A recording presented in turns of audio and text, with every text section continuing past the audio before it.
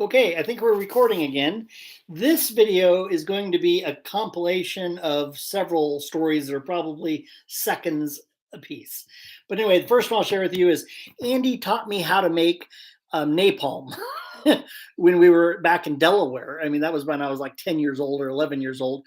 But basically, apparently, he learned that you take gasoline and you just keep putting styrofoam in it and you just keep adding styrofoam until the gasoline becomes kind of um, a blob, and then if like you throw it, if you throw it at something, sling it at something, it'll just like napalm just stick on that. And yet if you light it before you throw it at something, it'll all be on fire.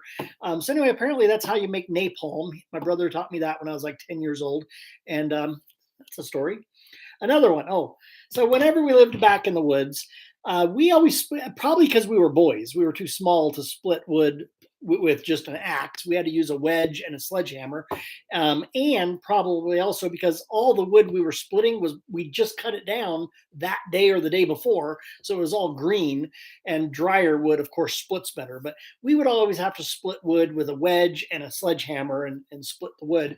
And so over time, months and months and a few years, the top of the wedge just kind of got a burr on it, more and more of a burr. And Andy was a lot stronger than I was, and he would, take out his aggression on that wedge.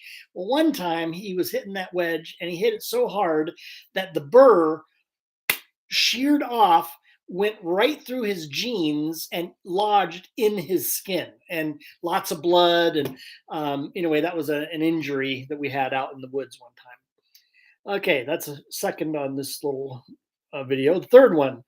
Um, okay, when he joined the military, when he joined the Marines, he was always into weapons.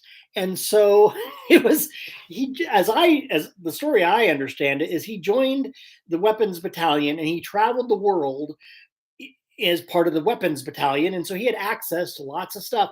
And while I was in high school, while he was in the Marines around the world, about twice a year, maybe sometimes three times a year, a very large, very heavy, we're talking 200-pound box would be shipped home from some port around the world. And he would just tell us, just put the box in my room, don't open it, just it's for later. And he would send two or three of these really big heavy boxes home the whole time he was in the Marines. Well, when he got out of the Marines, he gets back and he starts opening these boxes, and there's munitions. I mean, he had this entire artillery. So, for example, one time he took me up to the Homer dump, and we get up there, and he's got this bazooka looking thing. It had like a tube this big around.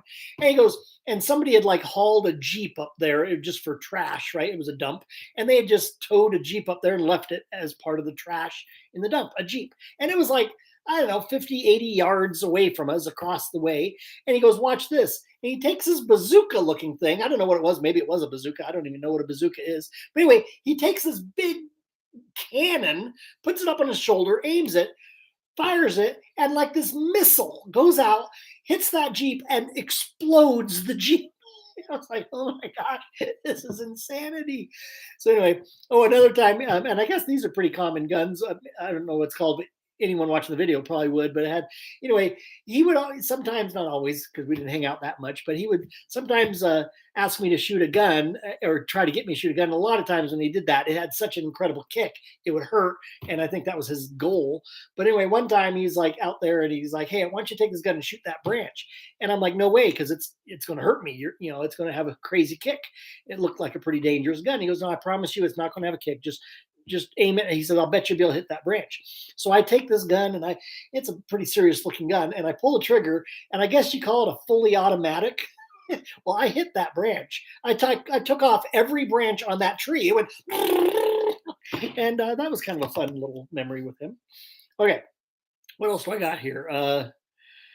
When we lived in Delaware, I should have broken these stories out, like the Delaware stories versus the other. But I remember when we lived in Delaware, um, there was a swamp. Also, when we lived in Florida, we lived near a swamp. I guess maybe the base always put us by the swamp. I don't know. But anyway, in Delaware, there was like this swamp area. We called it a swamp area, and we would go down there sometimes and catch frogs and stuff like that, and snakes, and just kind of hang out down there. And he actually developed a little bit of a nickname, and we called him Snake Eyes because he could find a snake before any of us could ever see a snake. I mean, his senses were so tuned to nature, and that's why when we got up to Alaska, he was so good in the woods. But he would be able to just and we'd be walking along. He'd say, "There's a snake over there," and sure enough, there'd be either a small snake, garter snake, or a bull snake, or whatever. But he actually in Delaware, a couple of us started calling him Snake Eyes because of that.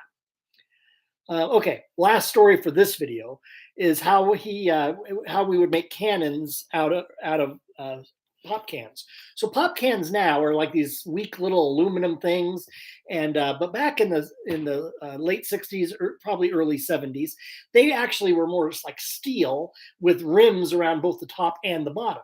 So what he learned to do, and we would do on occasion, is we would take about 5 or 6 of these pop cans and cut off both the top and the bottom of 4 of them. And then the fifth one, we'd cut off, no, no, the fifth one, we'd put a hole in the bottom, and we'd take a screwdriver and punch a bunch of holes in the top. Then we would uh, take like duct tape and tape all these other cans that had the bottoms and tops off of them, tape them with duct tape onto this one. This is crazy. We would then take gasoline, pour it into the hole in the bottom. I don't know how we lived. We should have died so many times. We take gasoline, pour it in the hole in the bottom, take a tennis ball, stick it in the top of the cannon, lean this little cannon up against something, throw matches at the bottom of our cannon where we would put the gasoline until a match caught hold of that gasoline. A big explosion would happen, and that tennis ball would shoot out the end of that cannon. It had to have been 100 yards. It would shoot way across the field, and half the time there'd been enough gasoline mixed up in there. Oh, also before we started throwing the matches, we'd take the cannon, we'd shake it up. So we'd pour the gasoline in that little hole, shake it up, put the ball in there, and then we'd throw the matches. Well, half the time that ball had gasoline on it, so the ball would be a flaming ball shooting through the sky. It was so cool. I do not know how we didn't start like massive house fires. I don't recall us ever having actually started a fire, but that's the kind of thing we did in Delaware. Fun, huh?